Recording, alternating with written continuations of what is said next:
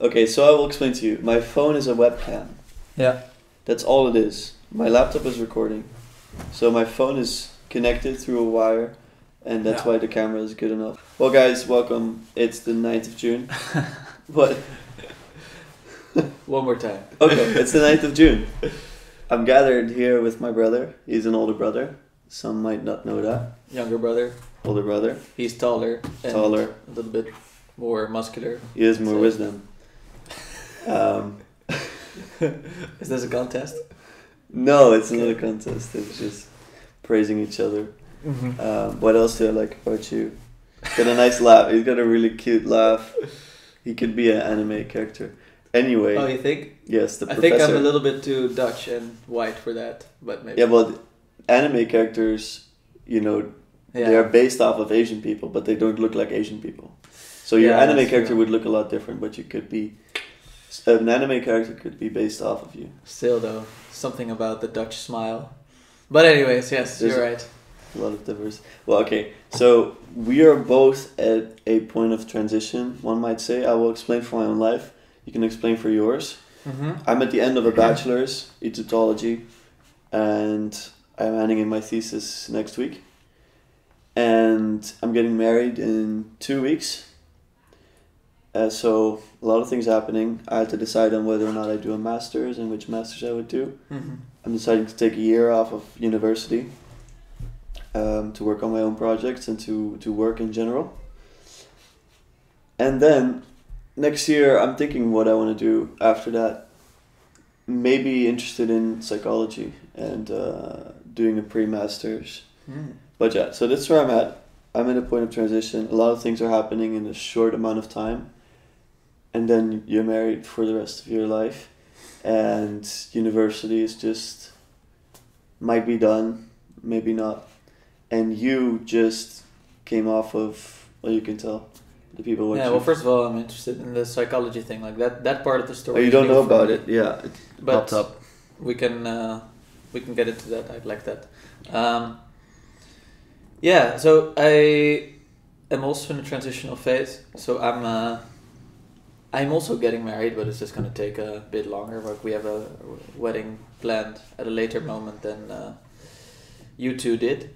So that's a transitional moment, obviously, in a big manner, which is also why I'm in some ways I'm very happy that you're marrying before me, so I can kind of like look a little bit and see kind of like, okay, how are things going, what to pay attention to, but also just kind of like to admire the way you've been going through it and how you've kind of contacted several family members and friends of yours to help you out. So that's been very interesting also to see, something to take into account.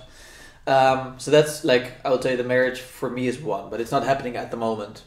The other thing is like, I'm more or less at the end of my time of at least teaching at Utrecht for now.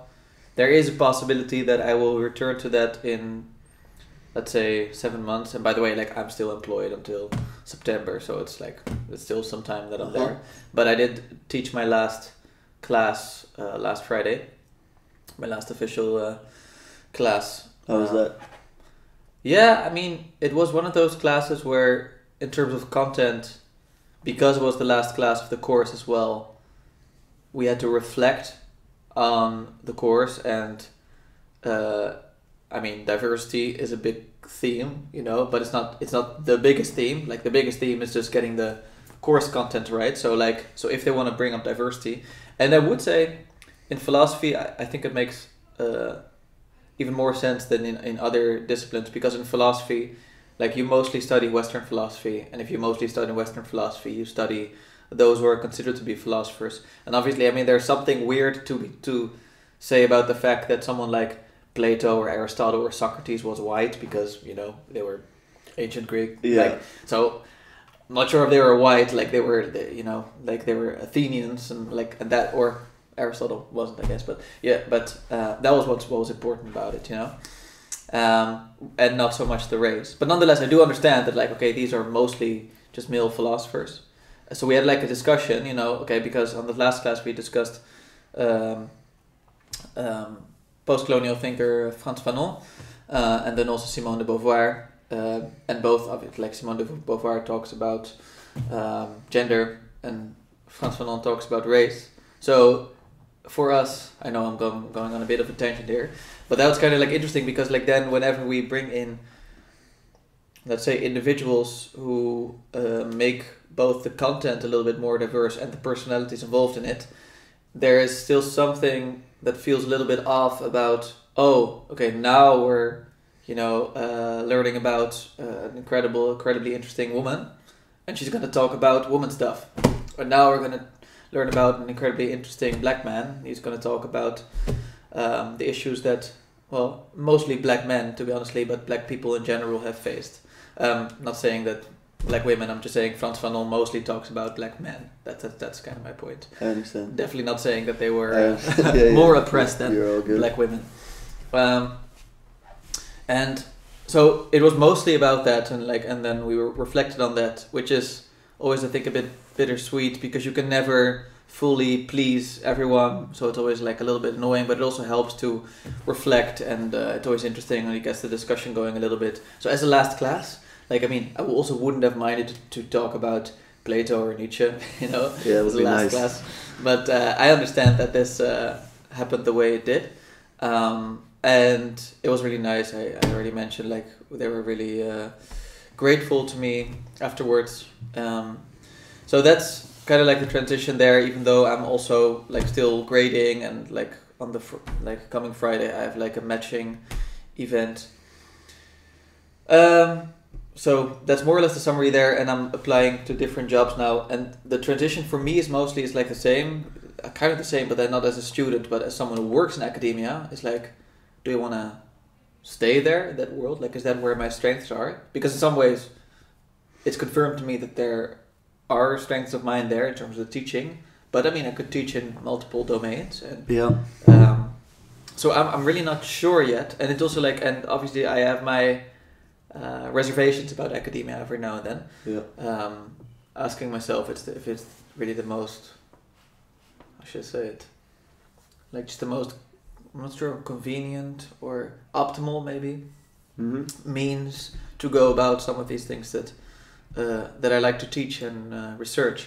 So that's the second thing. So it's a marriage on the first part, and then work on the other thing, and then I think that more or less covers it for now. But one thing we could mention, we don't have to go into it in detail, but our grandfather passed away, and that's our last grandfather. So that's also the end of a generation in some sense, It's and that happened fairly quickly, over the last 1.5 years, that three of the three remaining of our four grandparents passed away.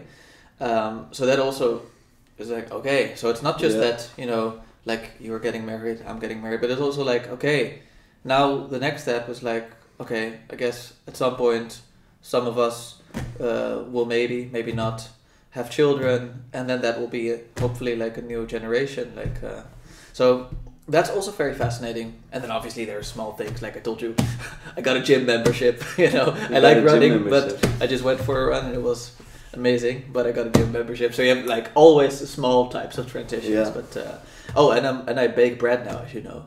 I've showed you sourdough bread. Yes, I'm a sourdough bread maker. Have you made a sourdough pizza? No, not yet. Though I heard you can do that. So I saw it in the store. Intriguing me. Yeah.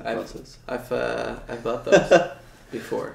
Well, I will say something. Aron got an award within the philosophy department. Is it from the students? Yeah, so it's from the students within the faculty of philosophy students out of Utrecht University. So that's really nice and flattering, obviously. They still have to hand it to me, but they sent me an email that they're gonna hand it to me soon during their last event of the year. Yeah, it's pretty flattering. I wanted to take a class with Aron. I really wish I could have witnessed it. If you would have, none of it was recorded, was it?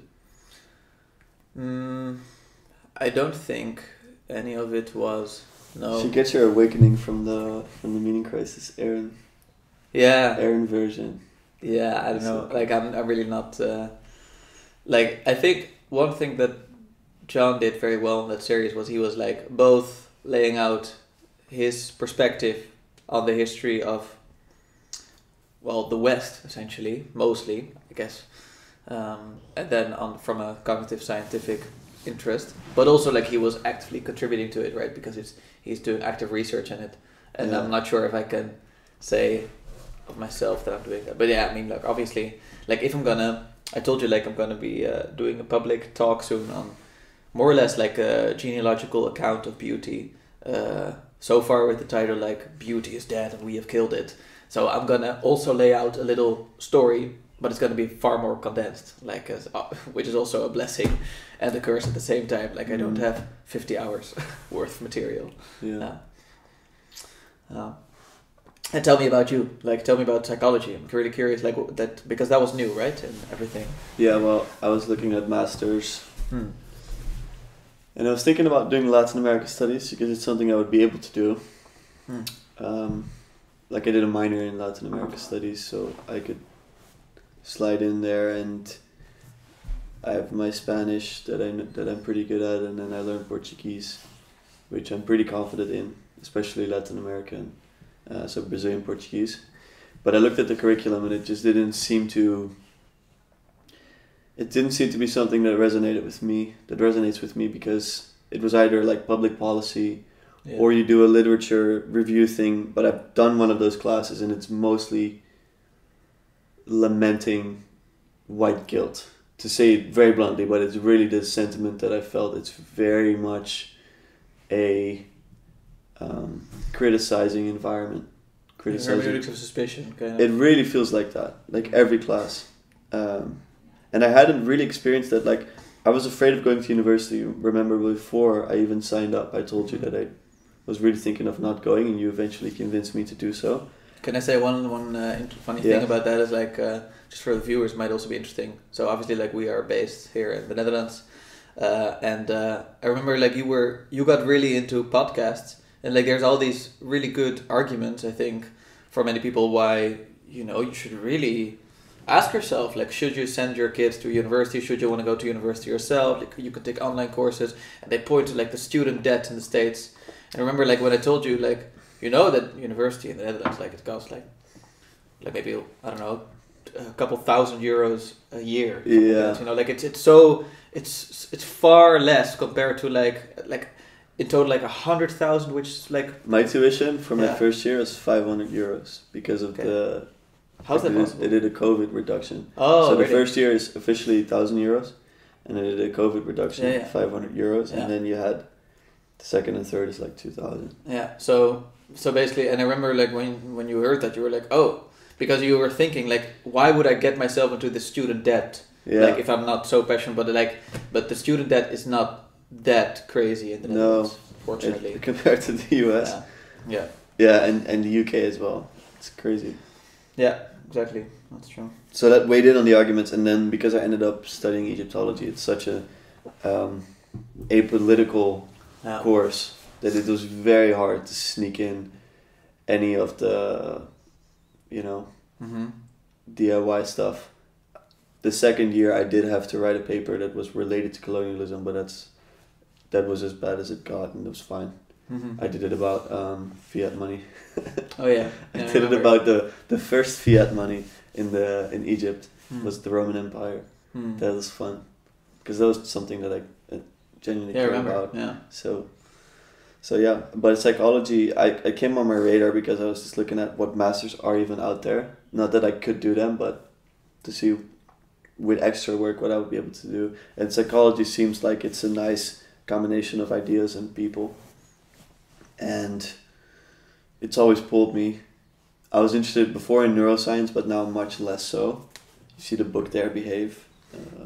Sapolsky. Yeah, that's one of the first books I read because I didn't read as a kid. Started reading really books at 18. It's one of the first books I read, and it really resonated with me. And I liked the Andrew Huberman podcast until he, it's funny for those listening. Who know Andrew a little bit personally, just the podcast. Yeah, a lot of people listen. Most everyone has listened to some of it or have seen a clip of it, and of course now there's the controversy that maybe he was sleeping with multiple women at the same time, and he said publicly that he's cheated on multiple people.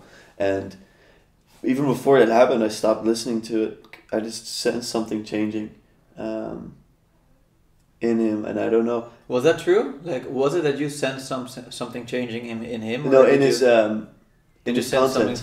Oh, really? Interesting. Well, it was actually so. There was all of a sudden he had this episode about a magician. Oh, really? It was super weird. He did a whole podcast with a magician, and I listened to that, and I was 30 minutes in, and I was like, "What is happening?" And that's the same week that the news got out, so it's kind of like, I don't know if it was like a symbolism thing, but it was just funny. It was a funny coincidence. Yeah. And since I haven't really listened, and I know that, you know, maybe I shouldn't connect such, like I should be able to dismantle the science from the person who's talking about the science, but it felt a bit, you know, it's the argument with, what's his name, the one that writes complicated in a complicated manner. On purpose, Heidegger. Heidegger, that's his name. You know, who was a Nazi. So no, it's like, but not that Huberman is a Nazi, but it's like on a much smaller scale. It's like how much of an exemplary individual do you want the person that you listen to a lot to be? Because he is someone I listen to every week. Like I listen to all the episodes until that point. Yeah, there's definitely something about, like, I think especially of Heidegger, which is very problematic because he was like, you know, he has an existential philosophy. Like it's about how to live. So then, you know, if there is something wrong with the person who wrote that, then you should deal with that. Like you can't just brush it aside as if it's not important. And the same thing, well, not the same thing, but you could say something similar for Huberman. You know, even though I should say it like, you know, the science. Obviously, it's not like, oh, now the science doesn't hold up anymore because he did this. It's more so that the way in which he's presented the science, which was very like effective, like he has this way, like affective, I mean, like the emotional. Yes. He has this way of being like very enthusiastic about certain findings, and like, he does it well. Obviously, that's why he's a popular podcast. But then that should make you pause a little bit in terms of like, okay, you know, what value do I really assign to some of these scientific findings? Because that's what I heard. Like, is one of the major criticisms of the scientific research he takes out, that sometimes he dismisses studies that are fairly well cited, and sometimes he takes up studies that aren't that well cited. Like, I mean, I don't think there's a lot wrong. Like, I don't have the expertise to, I don't know, criticize his scientific method or something like that. So I won't do that. I'm just saying, like, I can imagine that, you know, we're all driven, just like mainstream scientists. Like, we're driven in terms of like, oh, you know, we want to basically hopefully get to these conclusions. So we'll kind of see, maybe like we'll be surprised a little bit in terms of our research, but if we're surprised too much, then it probably won't be true. Like there's probably something wrong with the research, you know? Yeah. Like, and that's just how people work, unfortunately, which is also why some people say like it's very difficult to be a scientist. Like you have to devote your life to it in some ways, and it won't be pleasant, you know? Yeah, absolutely. And another thing that pops to mind with Huberman for me is that in many ways he does represent this way of living of like optimization in the quantifiable aspects of your life, but then clearly a lacking in the quality. I feel it feels dissonant. How do you say? Is that the right word to use? Well, like feels it doesn't connect completely. Oh, like you look at someone like that and you think, oh, he really tries to optimize for everything in his life and tries to do everything as good as possible.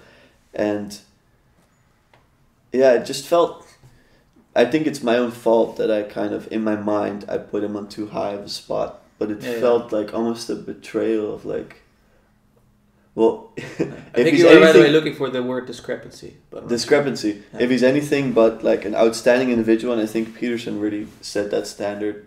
And everyone that speaks about Peterson that knows him personally is like, well, he actually walks the walk. And I had such a high standard for Peterson that I started to apply that subconsciously, implicitly, and all the other people that I follow. Yeah, but I mean, Peterson is also like, you know, like if you look at his Twitter, it's not. There's a massive discrepancy. He's like, it's terrible. Like he has some very dark and like terrible like aspects to him too, I'd say. But I understand that, like, you know, that it's obviously nice to hear that the people who know him Like, so there's never been a story in terms of like, you know, someone said like, oh, Peterson cheated on his wife for me, and now he's paying me money to be quiet about it. Like, that would be indeed a little bit more of a disturbing truth to come out for many of his fans than, oh, you know, he was so busy with all the aspects of his life that he didn't take into account that his increasing anxiety because his wife had cancer actually led him to a physical dependency on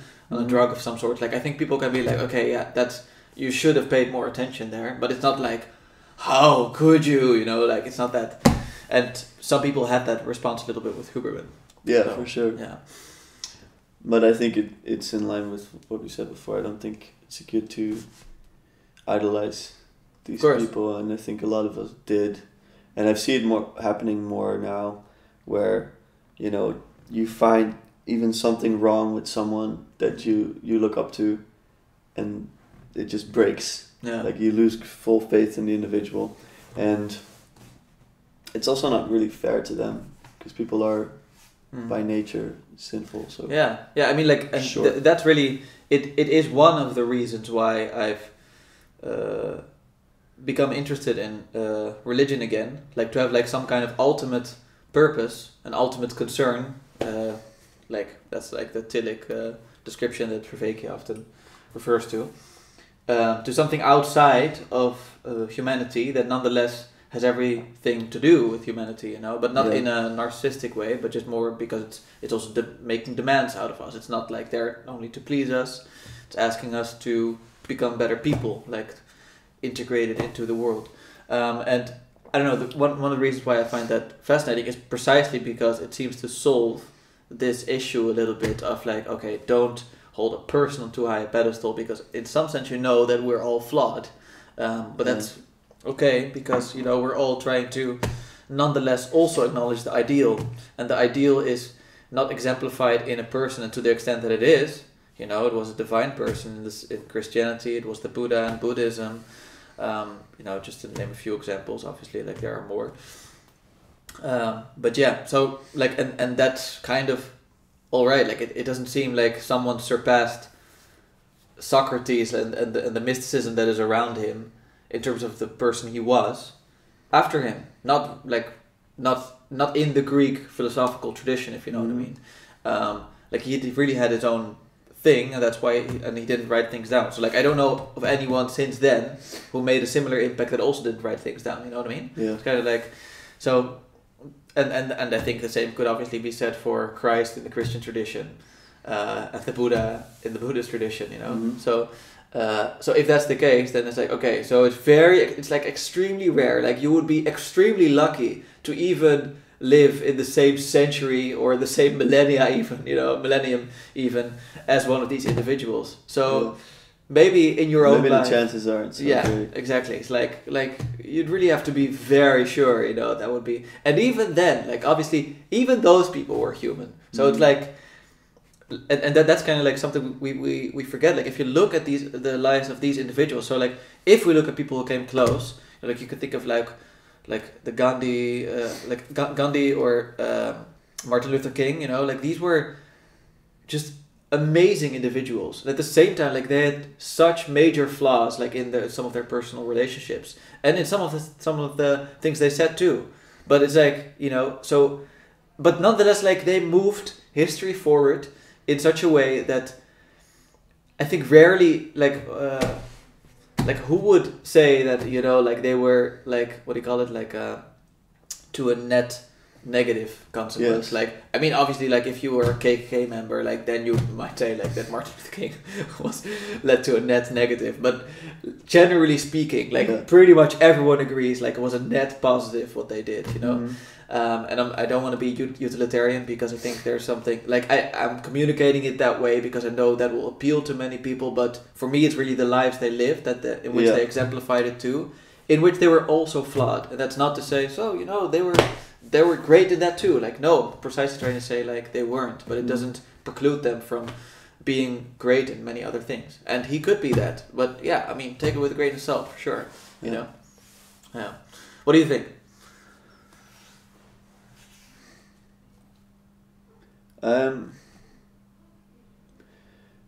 Yeah, I don't like the net benefit or net negative either, but I Yeah. think it's a useful frame to think about. And I wonder, when I spoke to Vivek, he Well, said, let's say we can only do it in retrospect. Like, you can't do like, oh, we have to, this individual will lead to a net positive or net negative. Yeah. Like, that's dangerous. But maybe like, let's say 100 years ago now, you could be like I'm pretty sure, I think Hitler was net negative. Like, I'm pretty sure. Yeah. Yeah.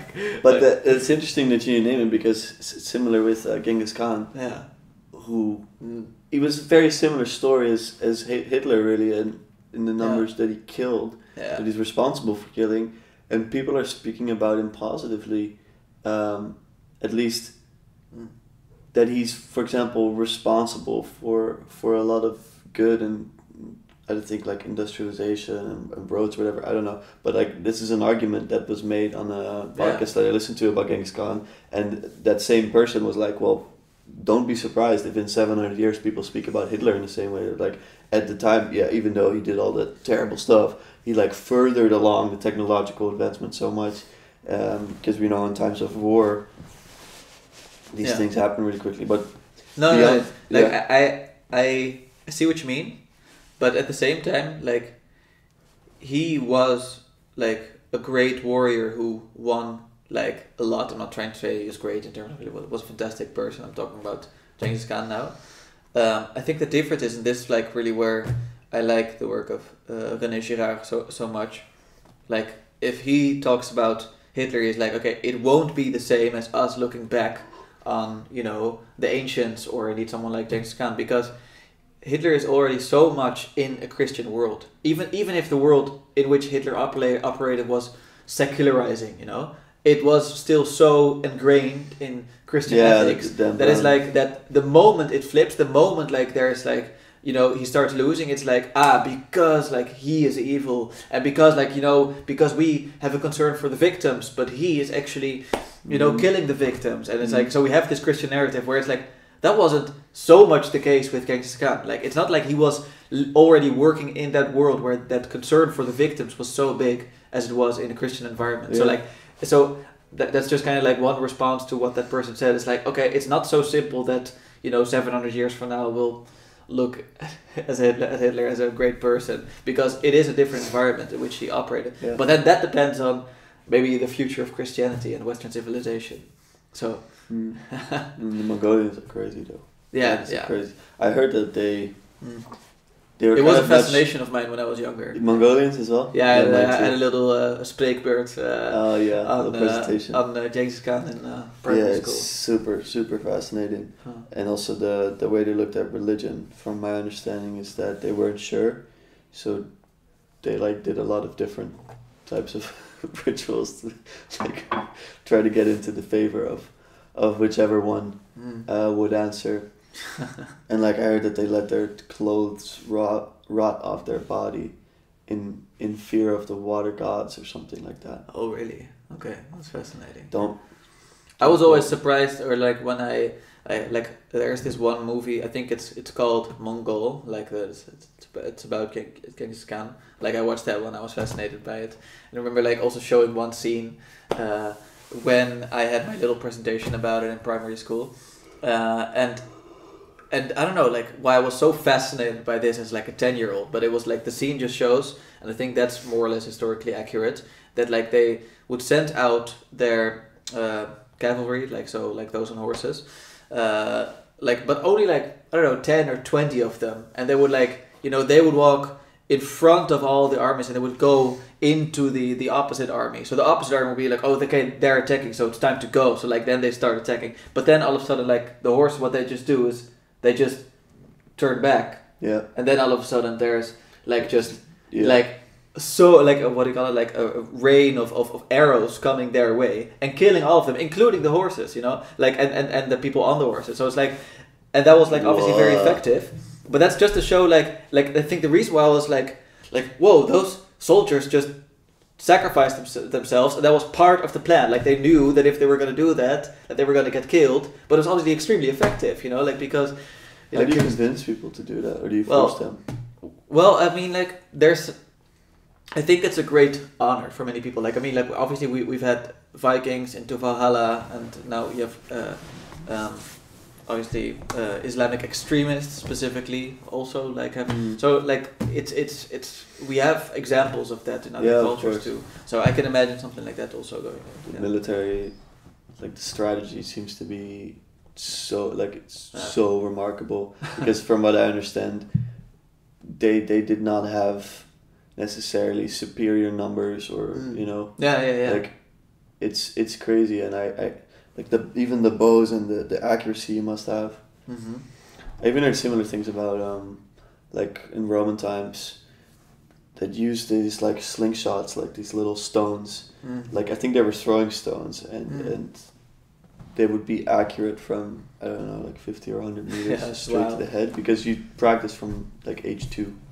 Yeah, and it's just something we don't really understand. Like we don't understand barely even like real craftsmanship anymore because you know we roll in and out of jobs and we try different things. Like I'm trying all these different things. Well, it's like but at the same time we evolve some of these skills, but unfortunately in ways that are far more harmful to us. Even though obviously like weapons are also harmful to people. But I just mean to say like you know like if we send out a message on our phone, like that has an effect too. Like that also goes like a couple kilometers or more depending on where you like who you're messaging at the moment or multiple at the same time. Like that's also like you know, and you get used to that and how to do that well, and like you know, do you support the algorithm, yes or no? Like I mean, so you're also working with your environment. The problem is just that it's making us sick.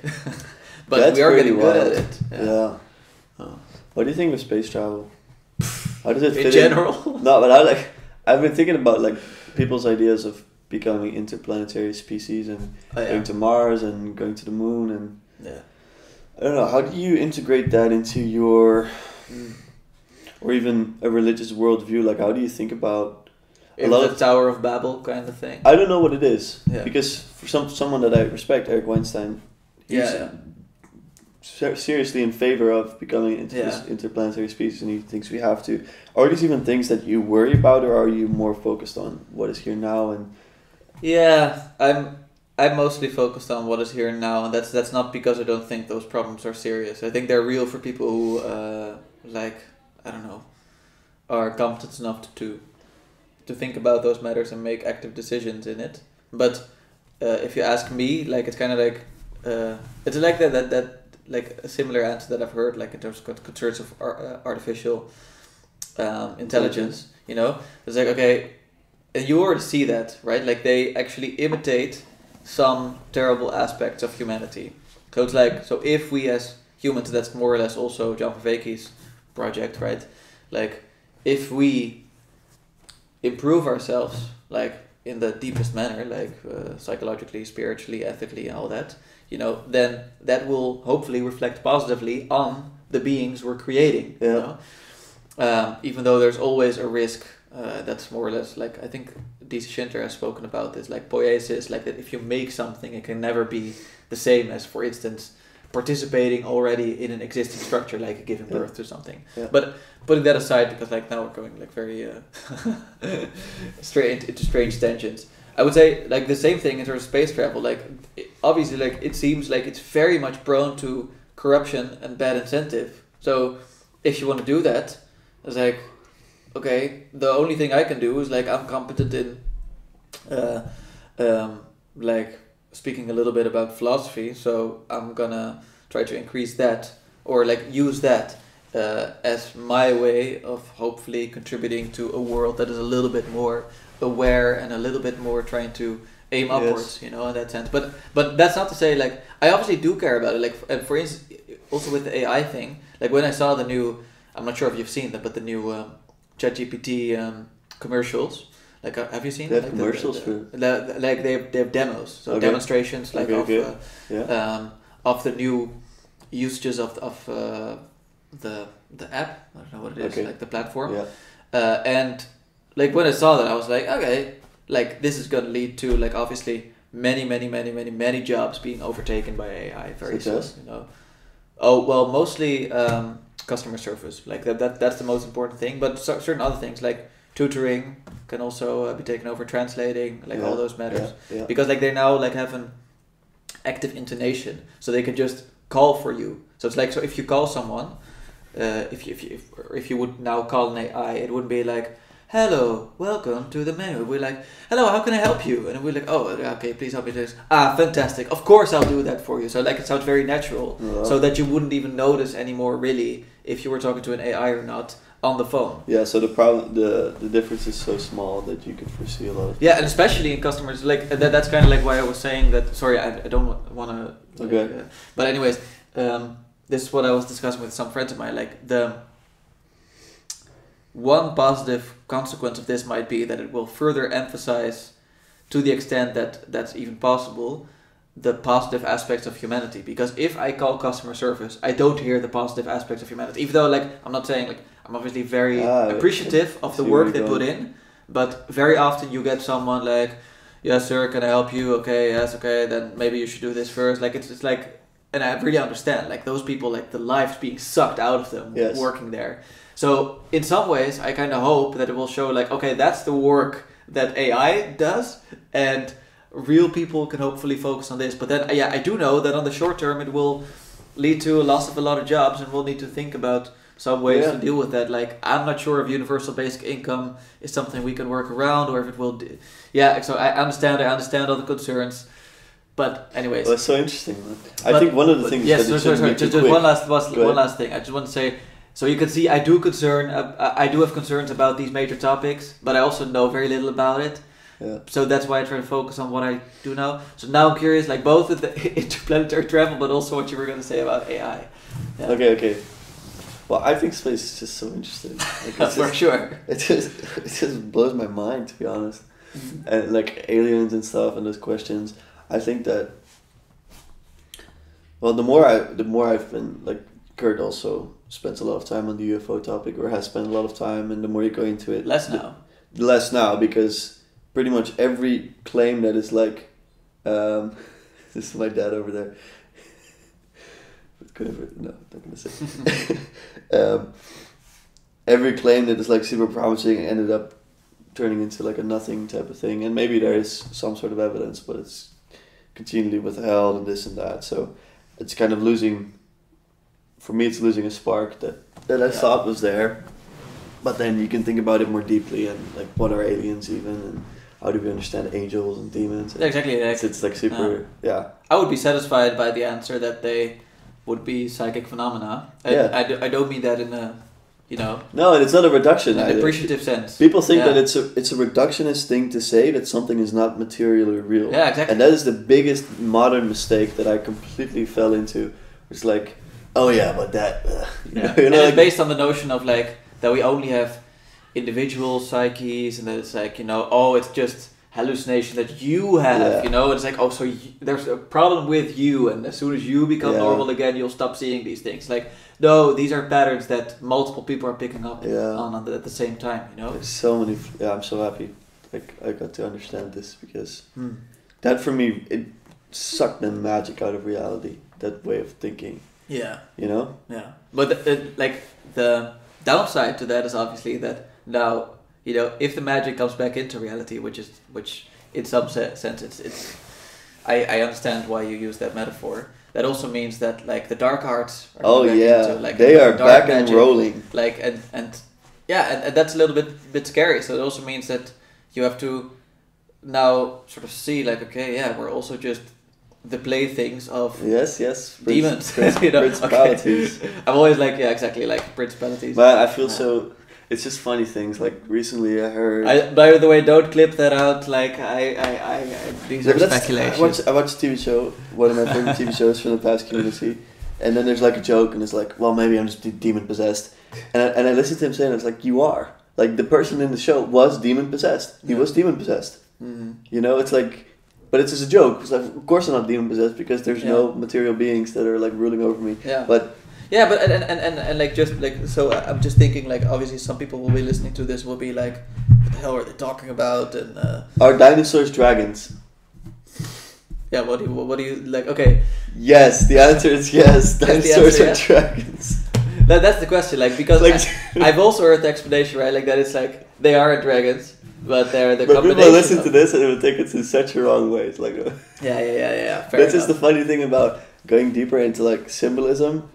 the symbolic worldview is that everything you say will sound like you're such a complete idiot, but then a lot of it is just, it's true on a different level. But like Jonathan Peugeot was speaking about dragons with Richard Rowland, and I was just trying to follow along, which is partially what a tweet that I made that a lot of people responded to, which I think it resonated something, is that like sometimes I listen to Jonathan Peugeot and I'm like, what are you even talking about? But I know you're right somehow. And they're like, or like you know that he has a deep insight on he has an insight that I don't have. And it might be that if you fully understand it, you might be able to critically evaluate it, and that it might not be entirely right, but there's something about it which you just don't understand, so you're not even qualified to say he's wrong. Yeah, and then the atheist answer to that is just reject and say no, and that's just, I think, weak, to be honest. But and he's like, yeah, we go along further and further, and in the end we're just gonna say that dinosaurs are dragons. Yeah. Exactly. But it's symbolically speaking, same with the history.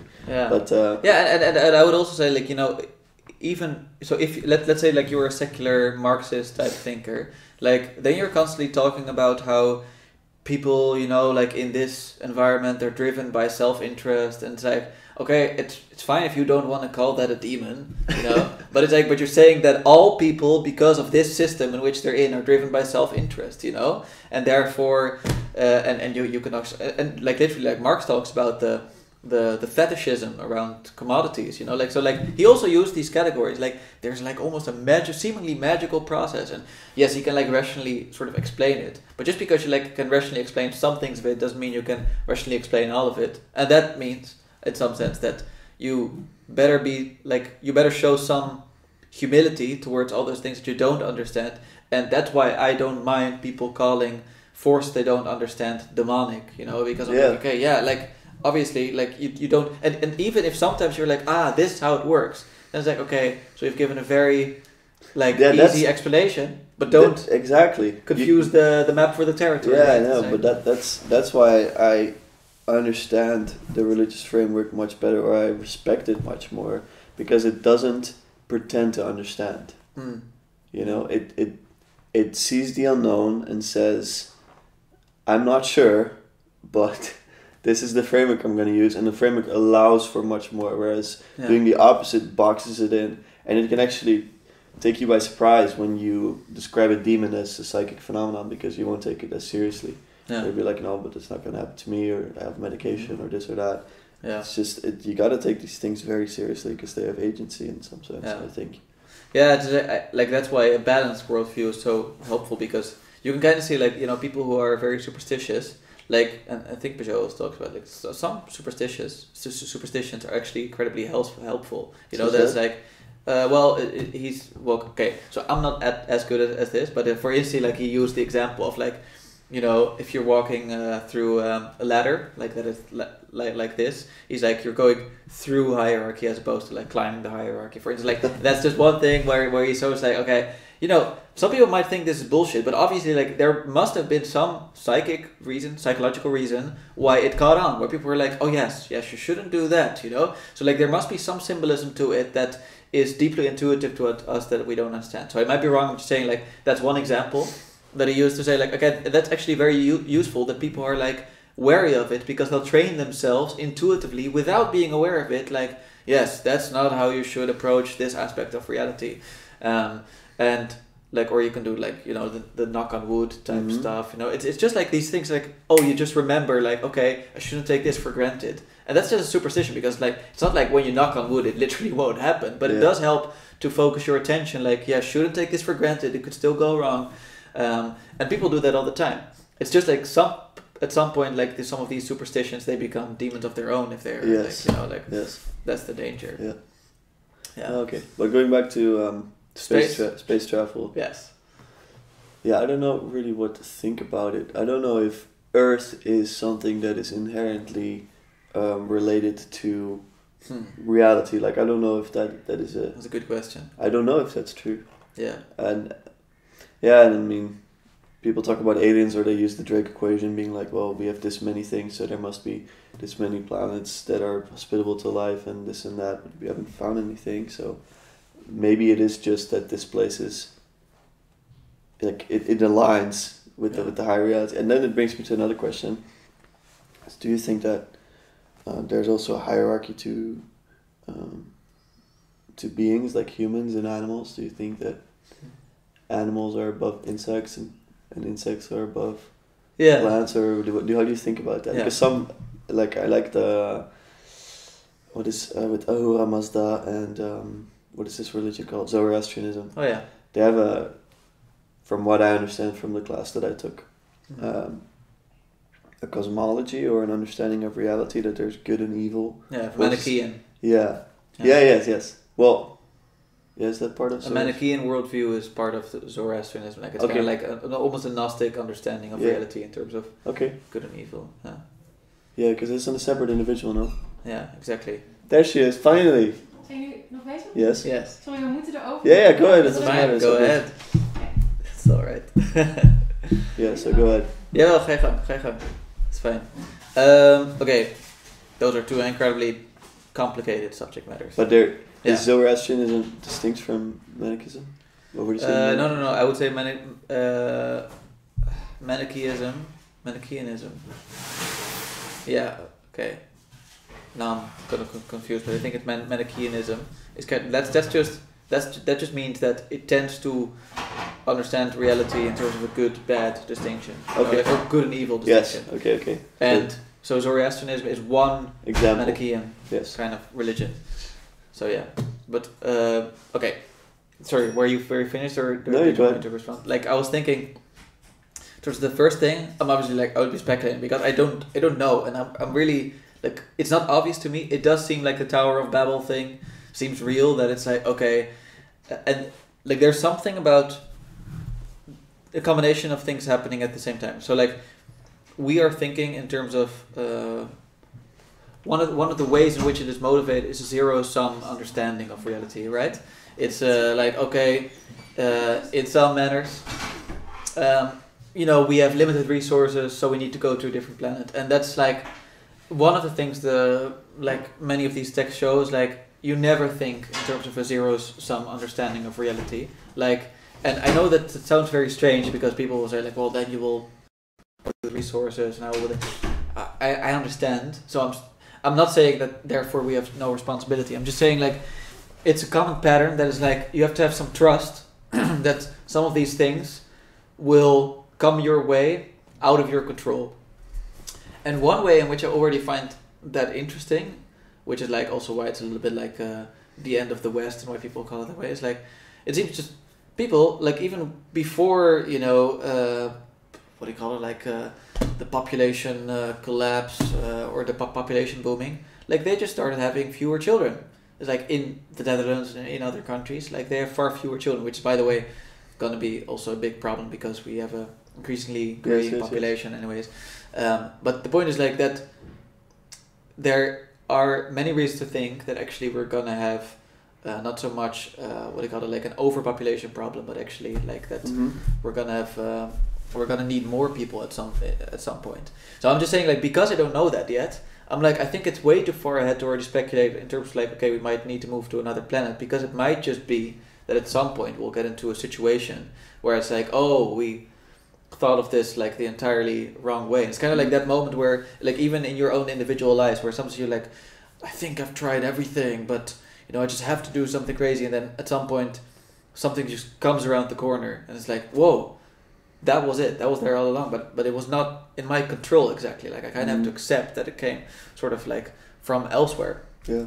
And it might be that this is one of those cases, but then at the same time I also understand, like there was always this like when we were when you were telling young Christian kids this story was always like of the one man like in the midst of a flood, and he's like, no, God will save me, and people come to him, it's like, hop on the boat, no, God will save me, get into the helicopter, no, God will save me, and then he dies and he goes to heaven, and then God is like, why didn't you go on the boat that I sent you, or the helicopter? And there's something to be said for that too. So like that's why I'm saying I'm really not sure how important Earth is, but it seems in terms of cosmology that it's very important, Yes, right. that it's like there's something about heaven and earth that is just, but then again that's all we had, so yes, I don't know. It might be an image for something else. And so what do you think about the idea that certain beings are more higher hierarchy? one way in which I would solve that question for myself is like I tend to think that we have a strong intuition as human beings that if we talk about human rights, it's not just that, oh, you know, like some people, like some vegetarians or vegans have with animals, like, oh, we shouldn't kill them, like we shouldn't have them suffer. It's actually that we feel obliged to say like, well, maybe they should have education. You know, like you start to think like maybe these, you know, these human beings have like unique characteristics that deserve sort of our attention and us giving them the capacities to fully flourish as a human being. So it's not just that we don't want them to suffer, we want human beings to flourish. And I would say that with animals, like we don't care as much. Like we were like, okay, yes, like they flourish by themselves, but we don't care about improving them besides that, if you know what I mean. Like, and it's not so much other than that, that it's like a constant problem of suffering. So I would say like how I solve it, if there is a hierarchy of beings, you know, like if, I don't know, like the ancients used to think of it like, you know, you have God and angels and then human beings and then animals. And I understand why people think that's problematic because like, so humans are more important than animals. Like, well, yeah, but it also means they have like a far higher responsibility. It means like, you know, like it's demanded of them that they use that responsibility right. And otherwise, you know, like they'll go to like a more hellish place too. It's like, you know, like because you have more responsibility, so you can fuck up more, if I can use the F word on your account. You just did it. I just used it. Didn't even ask. But like that would be my view. There's like in some sense, like okay, obviously like you can imply also like the what do you call it? Like I think that's the more Hindu understanding. And there's like, you know, the veil of Maya, like it's all illusion and we're all one. Like I can see that too. So I have some sympathy for that perspective. Yeah. But I also know that when I live my life, I live it more Neoplatonically, where it's like, okay, now I am a man in society, now I'm a teacher, now I'm a lover, now I'm a brother, you know, like, and there's all these roles, and I'm like, and I feel they stack up in some ways, hierarchically. So then I'm like, okay, so I prefer to think of it that way, that if human beings are hierarchically above animals, that then we have more responsibilities to them than they have to us. And otherwise, I'm not sure how you could argue that, how you could say that, yes, by the way, we're not any different than animals, but we do have responsibility to them that they don't have to us. Yes. It's like, I don't see why that's the case. Mm-hmm. So, yeah, that would be my... What do you think? Well, I just think about it. If you just think about it on a smaller scale, in people's personal lives, there's a burning building and your wife's there and your dog, you're definitely going to get your wife. So in that sense, there's definitely a hierarchy. Mm-hmm. Man must act. And so that's the way I try to think about it. There's someone I know that thinks that that's not true. What way? Well, he's a little bit extreme. So this will upset people, but okay. He will have like a thought experiment. He says, if you have a baby cow and a baby human, which one, and you had to kill one, which one would you kill? And I was like, obviously the baby cow. Mm-hmm. And like 99% of people say the baby cow. And it's like, no, the baby human. It might be a murderer. And I was like, but it's not even, I can't even. Why was it obvious for him to kill the baby human? I think he's got some issues.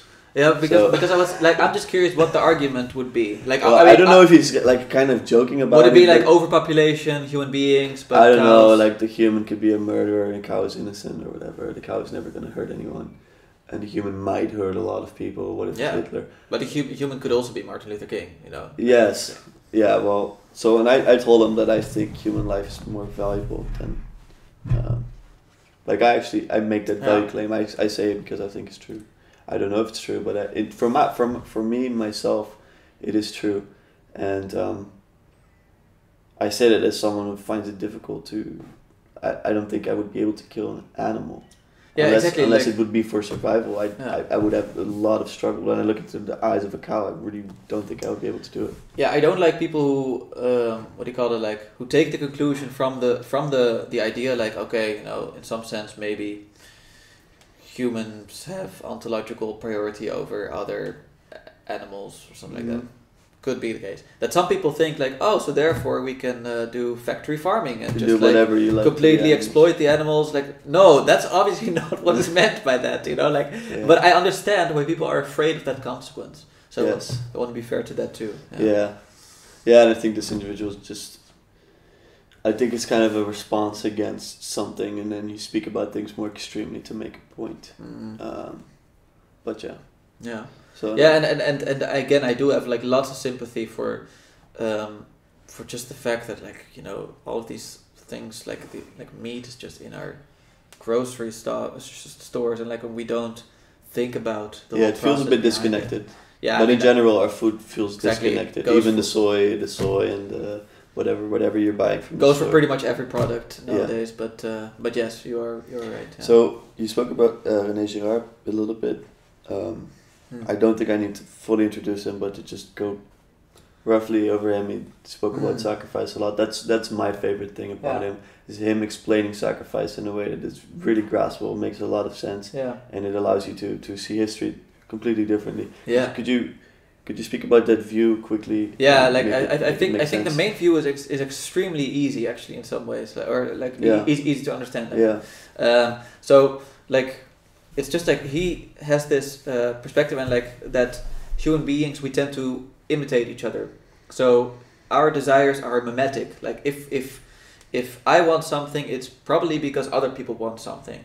That's how human beings tend to work. And there's something to be said for this, by the way, in neuroscientific research. Like we show mirror neurons, and like you have these experiments also with chimps, for instance, that is like, okay, you know, if they see that another chimp is getting the peanuts, that you see those same things, like, oh, now I want the peanuts, even though it just got a snack. And then all of a sudden it doesn't want the snack anymore, for instance. Like, anyways, so mirror neurons are some support for this, that yes, and by the way, the whole idea of fashion is obviously built on this, you know. An algorithm is like, oh, people want this now, even though it might be the case that in a couple of years we don't. So obviously, like, then you're gonna have, especially if you go back far in history, how does that then work? Because then you're gonna fight over resources. So for instance, like, two men might fight over the love of a woman, but let's say two tribes might fight over resources together. So it's like, so does that just mean that, okay, one tribe wins and just kills the entire other tribe? And what about two countries? What about two continents? You know, like, so it's like, it seems extremely exhausting, like, for humanity if they would function that way. That it's just like, okay, you know, we both want this, only one of us can have it, so I'm just gonna kill you. So he kind of shows like, okay, it might work on that way, just on the individual level it could work that way, but on the societal level, human beings came up with the scapegoat mechanism, and the scapegoat is actually like, it's what do you call it, like it's symbolism from the Bible actually, where it's like, you know, that was sacrificed. Kind of like, you don't need, like, symbolically and psychologically, apparently as human beings, we don't need a full-on guilt discharge on a full group. It's good enough if we just find one individual who we can put all the blame on. And it's like, okay, that is then the scapegoat. So it's like, there's a problem, like often the examples being used, you have this, like, when a football team, Americans, a soccer team, but an American football team is also fine. You know, when they're not doing well, it's like, maybe we should just fire the coach, you know, like, I think he's the problem. It's kind of like, or she, by the way. And that would be like one way of kind of showing like, oh yeah, we want to blame it on someone, and then all of a sudden, like, there seems this new energy, like, yes, we could start all over again because we got rid of that one person who was the problem, even though usually it's systematic and there's multiple problems happening at the same time. But it works. Yeah, exactly. It works. And that's the, and then I think Girard's insight was, by the way, like, exactly like that coach, he doesn't even need to be guilty of it. He could even be innocent. It might be that the problem is somewhere else, but nonetheless it works. And he kind of says, like, his argument would be, one reason why Christianity is an interesting religion is because it inverts this, like, it unmasks the way in which victims are just, like, what do you call it, like, sacrificed, and that it pretends like those victims are innocent. But what we see in the Christian stories, like, for instance, when Joseph is sold off to the Egyptians, like, we know that he is innocent, like, he didn't do it. So the victim there of that story is innocent. And, you know, obviously you have the same thing with Jesus and the crucifixion. It's like, we know he's innocent. And in that story, it's very interesting that we both identify with him, like the innocent victim. So we see that in ourselves, like, oh yeah, we don't want to be scapegoated for something we didn't do. But at the same time also with, like, oh, you know, we as humanity, we are sacrificing him, and look at how evil we are. So we're kind of like, it's trying to expose that we always do that, like, we sacrifice innocent victims, which is why Christianity made, like, a huge gamble by exposing that. Is like, wait, but that mechanism worked for millennia, so how are we gonna do without that, you know? Like, that's kind of what I was talking about in terms of, like, Jewish people being the scapegoats for Hitler. And then maybe even then Hitler being the scapegoat for many problems in Germany. Yes. Like there's all these, Yes. at that time, I'd say Yes. it's still the case. But so that would be like maybe you have something to add to that, because I also know you've gotten into Girard too. Yeah, so I would like to tie it into what we've been speaking about before, all the contemporary subjects. Because René Girard, I think he used his theory of mimetic desire as an explanation for why he thinks that the world is going to collapse. How does that work? And then, do you think that it will? Do you think he's right in his way of thinking about it? Yeah, he got very apocalyptic at the end. Yeah. Which is, and I have to say, like, my expertise is definitely not, well, I don't have expertise in that in general, but I don't know a lot about that last moment of his life. But I do see his concern, where it's just like, okay, what we seem to do now is like, he also uses symbolic language. So he'll say something like Satan, just to kind of like have this, the symbolic, it symbolizes evil force in the world. So he says like, how Satan used to function is just, like as we just discussed, just sacrifice innocent victims. Like, and that will be the way. And it would be fine because people were okay with sacrificing victims. Now, like if you are a victim, that's actually like a sign of the fact that, oh yeah, like you can never be the wrong person. So like you can only sacrifice oppressors who might actually be victims. But just if you make it seem the way that they are oppressors, then, you know, like then it will work. But it will only work temporarily because it's already been unmasked. So later on, people will see that, okay, actually that doesn't make sense anymore. So he's seeing that there's this, what do you call it, like there's an extreme frustration growing in humanity because we can't fully lay the blame on something anymore. So at some point, like especially if you're gonna have like atomic weapons and all that, then the scapegoat mechanism, like it has to discharge so much more, like right, like all at once, and then with dire consequences. So I think that's more or less what he was going on about, and especially having seen the way in which, for instance, we've been dealing with the problems in the Second World War, and after that, and seeing how the increase of like the dark side of Nietzscheanism, the, let's say, the more what do you call it, pagan side of Heideggerianism, how that all sort of integrated into justifying that. And he's like, yeah, I mean, there's no reason to think why we're past that now. Not really, but our power has increased, you know. So that's dangerous. Like, so that would be like a short answer, but I don't know too much about it. Okay. And I do think maybe he was too pessimistic. Maybe he was also thinking zero sum. What do you think? Yeah. About his view or about the world? Yeah, like and about whether the world will collapse. I'm optimistic, generally speaking. I think it's kind of a miracle that I'm alive in this time and that everything exists and that people are mass murdering each other all of the time. Sometimes I really think about that. Like you speak about nuclear weapons, and there's just such potential in this day and age. And I understand the Gnostic view of kind of saying no to this physical, spatial reality, space and time, and trying to live in a higher sphere and just saying, you know, this is kind of bad. But I think that the goodness of reality is top down. It's fully aligned, not necessarily top down. Exactly. It's from top to bottom and from bottom to top. You need the letter to understand the word, but you need the word to see the letter. Yeah. And so I have deep faith in the goodness of reality. And yes, very bad things are happening right now. Yeah. And bad things will continue to happen, and bad things have happened throughout history. But I think there's some sort of redemption, and I think there is an inherent goodness that rules over it. And so I'll never lose faith in that. I think it's like captured in so many stories.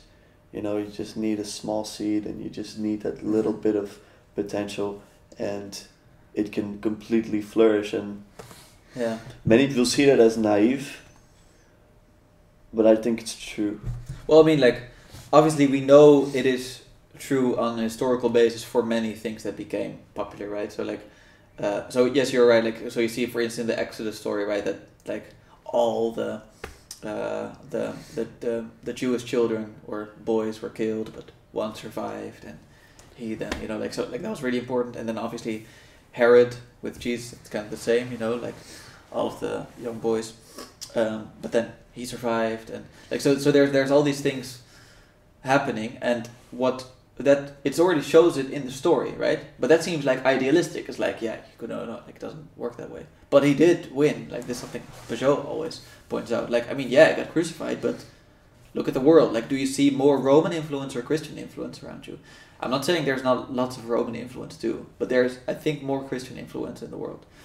So there's something to be said. Like, okay, we know historically that's the case, because if you look at it, like, just from a very casual perspective, it's like, yeah, okay, he was just a pretty regular individual. Like, he didn't have like great ancestors, he just lived there at that time in a seemingly unimportant place. And now, well, you should just look at the news to see how important that place is at the moment, and maybe unsatisfyingly so to many people, and I understand that too. But like, that kind of shows that it's not just naive, because it has happened that way in the past before. And it's also like something that I think some of us can feel in our own lives, like when we really feel like we're at a crossroads. It's like we don't know anymore, and then sometimes there can just be this small seed that grows out into this wild new adventure for you.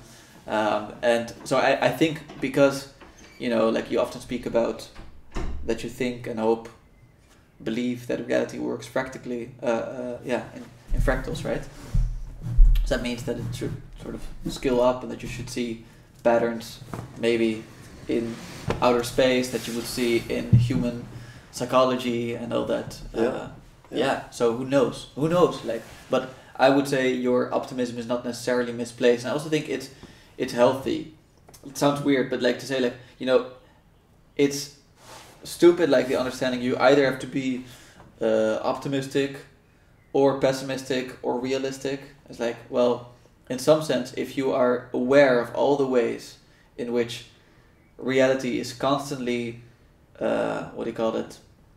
decaying, falling apart, and don't deny that, like, that's happening, and at the same time how you can see the seeds of something important growing, is like, I think that's better than being like, maybe that's being realistic, but usually realism is just like, it sounds bland to me. I just mean in the sense, like, okay, that yes, there are things that you should pay attention to that are falling apart, and like, maybe you should be building an ark, and at the same time, there are definitely also matters happening that give hope, and it's, if you lose sight of one of those two, then you can go very much astray. And you see that, right, like the road to hell is paved with good intentions, so that's if you're too optimistic about one view.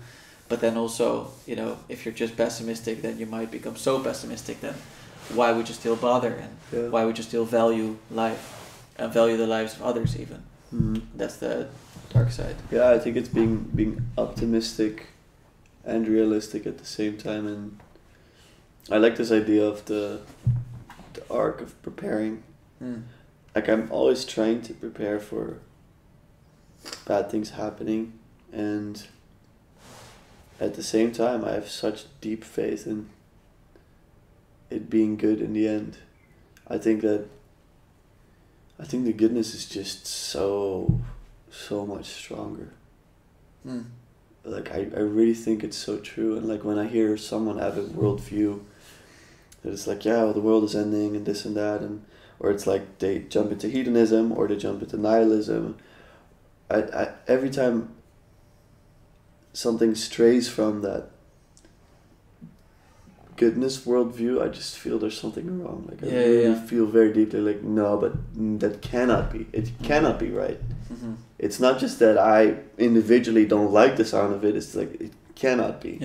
It's just not how reality works in my experience. There's something really true about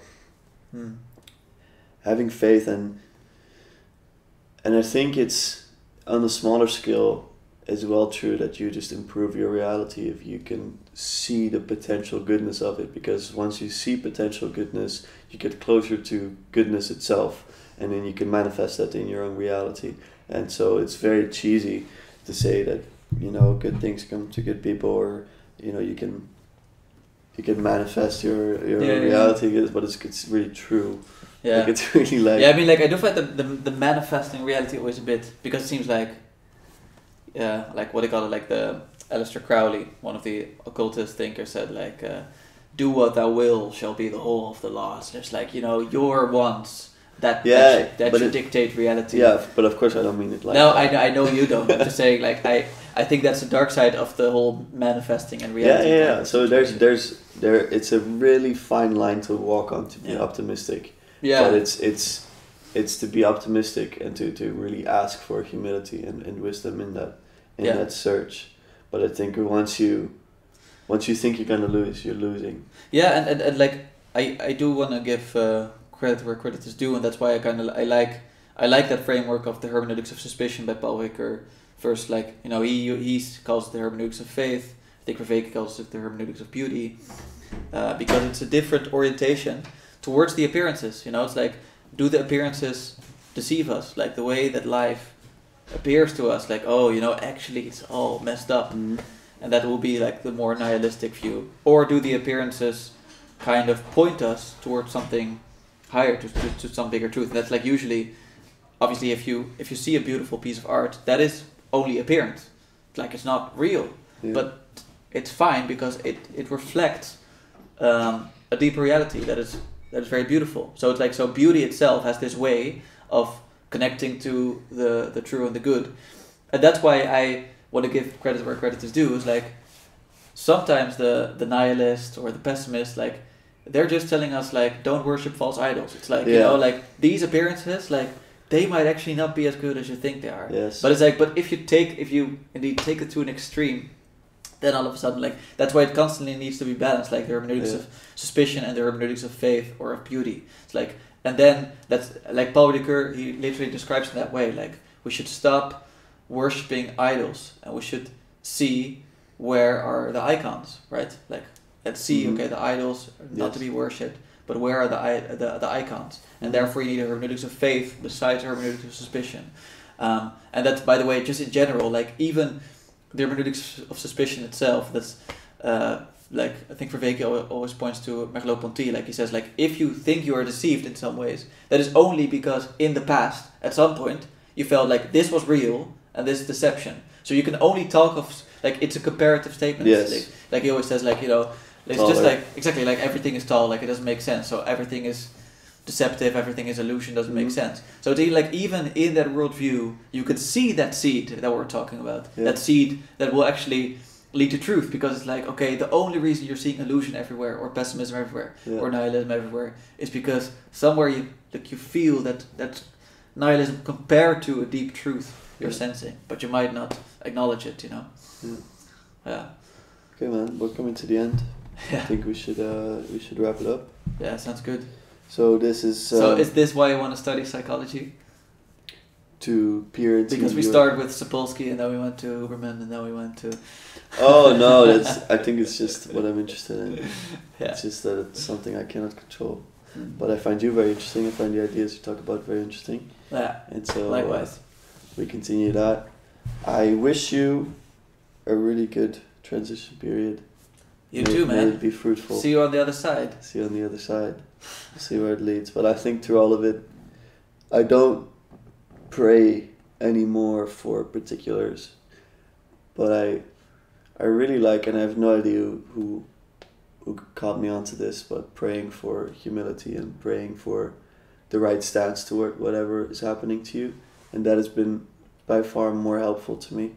And if anyone is listening, if they have more tips like that for me, things to pray for that can be fruitful, no matter what the outcome, then I'd love to hear.